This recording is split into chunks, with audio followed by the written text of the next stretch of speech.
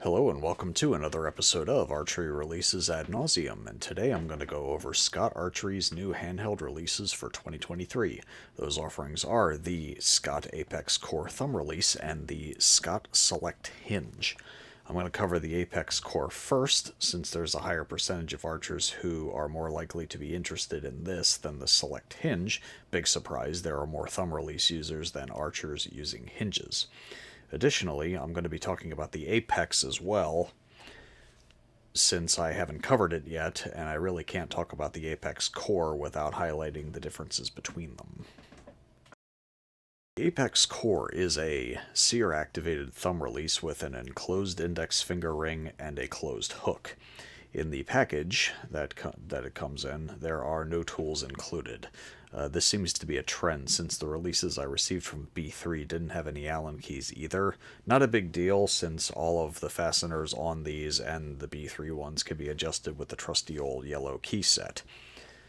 Also in the package is the release with the 3-finger extension installed. I have the 4 installed because I was doing holster things.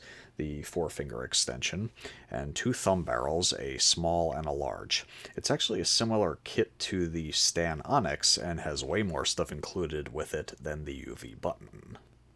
The case of the Apex Core is anodized aluminum, and it comes in the same copperish color as the Select. The finger extensions are black anodized aluminum. Something worth noting with the finger extensions, the ones that came with the Apex Core and the Select hinges, are they aren't actually stamped with their size.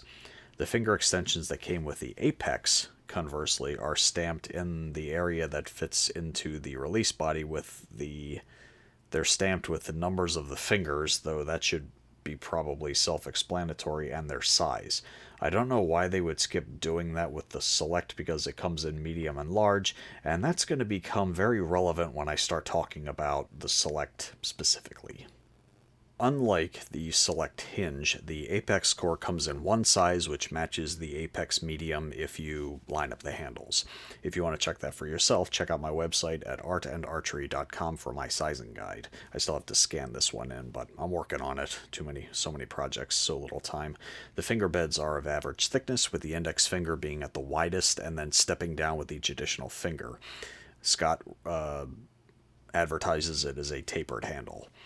It can be configured as a 3 or 4 finger, and the same as the Apex, there is additional machining at the interface of the finger extension, so you can take it off entirely and use the release as a 2-finger.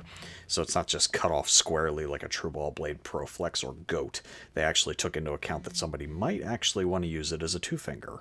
So kudos to them for opening themselves up to that market. The finger beds are smooth, and they didn't feel the need to add traction grooves to the grip as they did with, if you can see it there, as the Select hinges. It's kind of a shame because I would have liked to have had a release with a little more grip. Most of them are smooth on the finger beds, except for True Balls. That being said, the finger beds do have a wide, flat center and make for a very comfortable draw.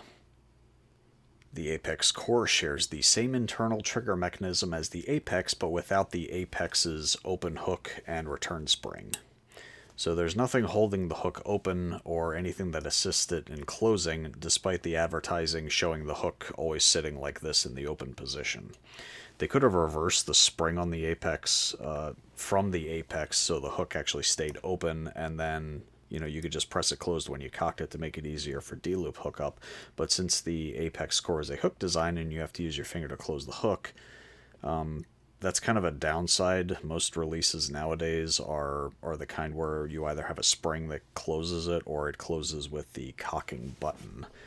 So that being said, the hook does open away from your face though, so you can just reach up and push it with your middle finger closed.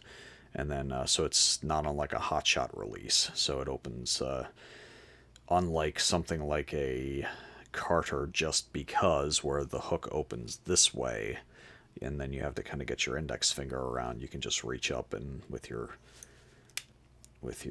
middle finger and press it closed. So it's not too bad, but it's a little bit, dare I say, antiquated. So one thing that's mildly concerning with regards to this release is they did not leave a whole lot of room in here for the D-loop. The space under the hook is just large enough for standard D-loop material. I use BCY24 and it seems to work fine. You do need to be precise in getting your D-loop into that space before closing the hook, so it might take a little bit of practice to hook up quickly. It's not a super big deal, but it's one of those ones I don't think I've ever seen any of the releases with that small of a space for your D-loop. So forget trying to practice with 550 paracord if you do, because it just isn't going to fit. It's going to be 275 paracord or D-loop cord or bust. The coated steel cable on my Saunders firing line does fit perfectly in there with a few thousandths of an inch of room to spare, so if you do have that, then you still will be able to practice with it. Also, there's a tiny gap between the hook and the top of the release body. I don't think there's going to be enough room there for your hook or your loop to slip through, but it's just something I noticed. It's there.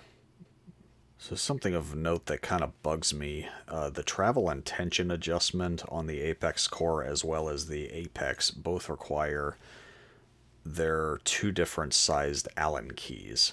I don't feel I even need to expand on the idea any further than simply asking, why would you set it up that way? Why not just have one screw size or one Allen key size for both?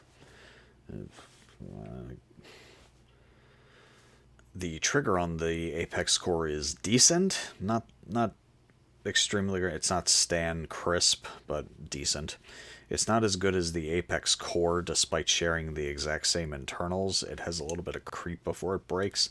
It's better at a quarter turn from failure, but the instructions recommend a minimum of a half turn from failure, i.e. where the sear won't stay cocked after tightening the travel adjustment.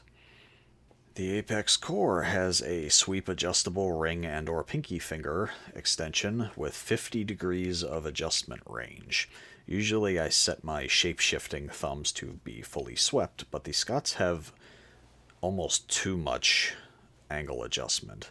So mine are set up somewhere in the middle with no discernible reference marks or hash marks to reference where to put it back if I ever have to take it off or try to set my apex core, and select, which I'll use the same design finger extension to the same angle.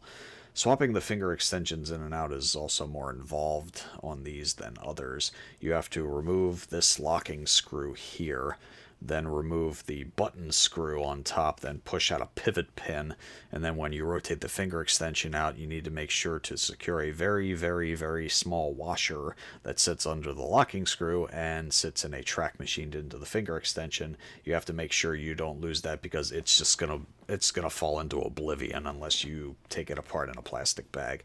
To reassemble, you reverse the process to get the washer under the locking screw. I put the finger extension in a fully swept position. By the way, this is what it looks like when it's fully extended, as if anyone's actually going to use it that way. But I put it in the fully swept position so the washer is at the end of the track and can't move. Then I run the locking screw through it. So, like I said, 50 degrees of adjustment looks like that's fully straight, and then that's fully swept, which like I said, I don't know who's actually going to use it that way. It just doesn't feel natural. But I guess more adjustment is better than, or too much adjustment is better than not enough.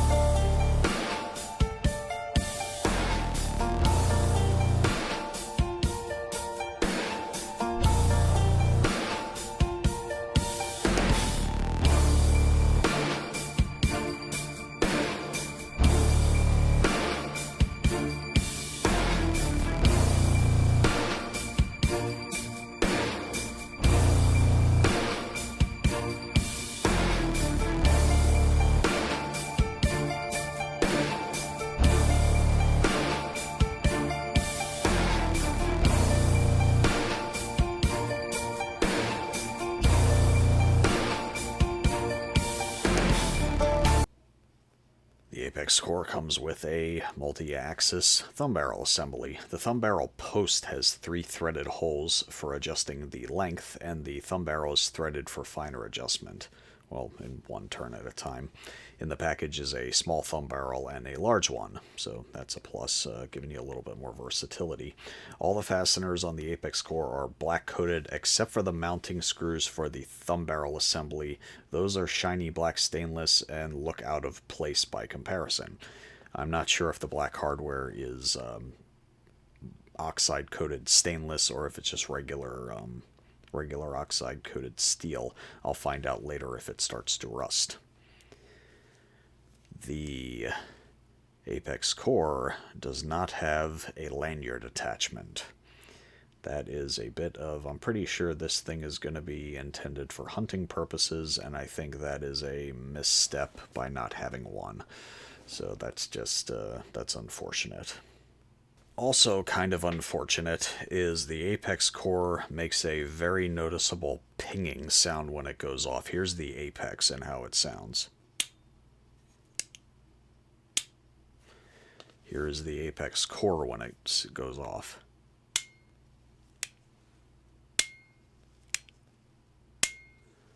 That's a bit distracting, and I'm really hoping that with time it goes away.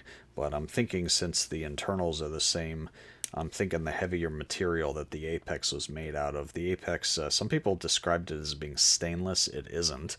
It's actually brass with some sort of electroplate nickel over top of it. It looks like stainless, but it isn't. So, like I said, it's coated, it's some sort of nickel-plated or coated brass. But that being said, it seems to muffle the noise of the action significantly better than the anodized aluminum of the Apex core. Ping.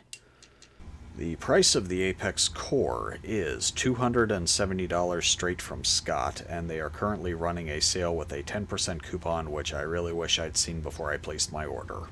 Oops. So that about covers that. Let's move on to the Select.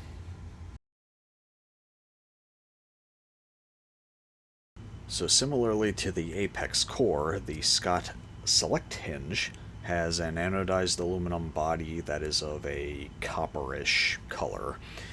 You would think anodized aluminum would be a step backwards from hinges the likes of the Ascent with its stainless steel body, but that release is still in the lineup, so I don't think this is really meant to replace it. I think it's just meant to be another option, like a shape. They wanted to make their own shape-shifting hinge with the adjustable finger extensions and then changeable.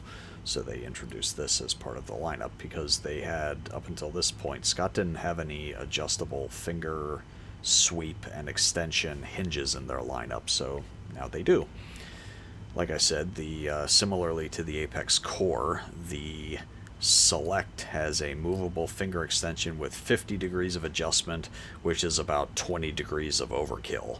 Like I said, that fully swept, it doesn't look too bad as a 3-finger, but 4-finger, it just does not look like it would be usable. I tried drawing it with my release trainer, and it just felt bizarre.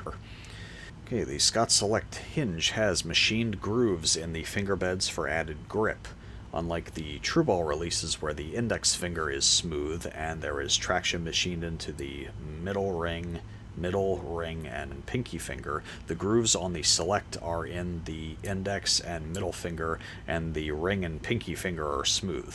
I'm not sure which one is better, but I'm a fan of traction being machined onto the finger beds. Other companies add machine patterns to the sides like B3 and claim it's for added grip while leaving the finger beds smooth. Sorry guys, you have it backwards. Machine patterns on the sides of the case make them look cool, but they are functionally useless. So if you're going to put traction on them, you have to put them actually in the finger beds where your fingers actually go. Go figure. The machined finger grooves on the Scott Select hinge are not aggressive enough to abrade your skin, but it does lock you in and is noticeable if you try to let the release slide when you come to full draw. So if you practice with a relaxed hand method of shot execution, that might be something noticeable. I know switching back and forth between a hinge with actual traction and one without, you can really feel like the releases move around a lot more than you'd expect. So you won't be able to adjust or shift this around at full draw. The select is going to be staying in the spot on the pad of your finger where it was when you drew. So just something to keep in mind. Like I said, I really wish companies would come out with releases that have a little more traction, and if that's something that you want, I think in the future they're going to come out with just you wait, that sooner or later they're going to make swappable finger beds. Some that are smooth, some have traction, and then you can really fully customize it the way it goes. So I'm making this prediction now. I have no way to manufacture something like that, but I'm going to say it first. I probably should patent it now that I think about it. Anywho. So if anybody follows my YouTube channel, all 300 of you, thank you. Just got 300 subscribers. So anybody who follows my channel is going to see a video that I just put out before this one that discusses this particular topic. But Scott did something sneaky with the bodies of the medium and large select. The large, I have to find the little letter to see which one's which. But the large has an L engraved on the bottom of the case, and the medium has an M. The reason I'm highlighting that specifically is because Scott did not actually bother to label the different sizes of the Ascent on the bodies of the releases, and the only way to tell the difference between the medium and the large 3-finger, because they didn't actually put out a 4-finger medium. So so the sizes of the Ascent are 3-fingered medium, 3-fingered large, and 4-finger large. But the only way to tell the difference between the medium and large Ascent is to look at the angle of the curve of the hook around the ring finger bed and line everything up to see what's what, see which fingers are smaller than each other. But anyway, Scott shipped the large Select Hinge separately when I ordered them, and then mailed the medium and the Apex Core a few days later. When I got the Select Large, and I was getting a feel for it, I found that it sized well for me and was comfortable enough to use. So I was looking forward to seeing how the medium was going to be. Now that I have both and can compare them to each other, I found that the large and the medium Select Hinges, despite one being labeled with an L and one with an M, the bodies are the exact same size, and the only thing they changed was the size of the finger extension. You sneaky bastards. The bodies of the Apex thumbs are close, but they're not exactly the same. There's at least a little bit of upsizing, so be aware of that. So if you have large hands and you want to hold out for the large and a medium's available, you might as well just get the medium, because there isn't enough of a difference. My hand, whenever I compare people's hands, all the fingers do change size when you get a different sized hand. It's not like your index and your middle stay the same and your ring finger gets thicker. If they're going to change a sizing, or if they're going to offer different sizes and market it as different sizes, they should probably actually make different sizes. What a concept. Anyway, the finger extension for the Select is the same size and design as the Apex, and they are interchangeable. Also, the large and medium finger extensions have the same size interface, because now that we know how they handled the sizing, of course they do. The thumb post is black anodized aluminum and has one position. It does sit on a short stalk above the body, so it's in a good position to get your thumb around it and provide enough leverage to draw without releasing the hook prematurely. So although it's not like an HBC where you have 3 different positions to put it, it only has the one, it's in a good spot so you can really hook your thumb around it without having too much trouble or having to adjust your grip. The Select Hinge has a similar, or rather the same head on it as the Ascent. It has a dual moon sear system with micro-adjustable speed and gang-adjustable click.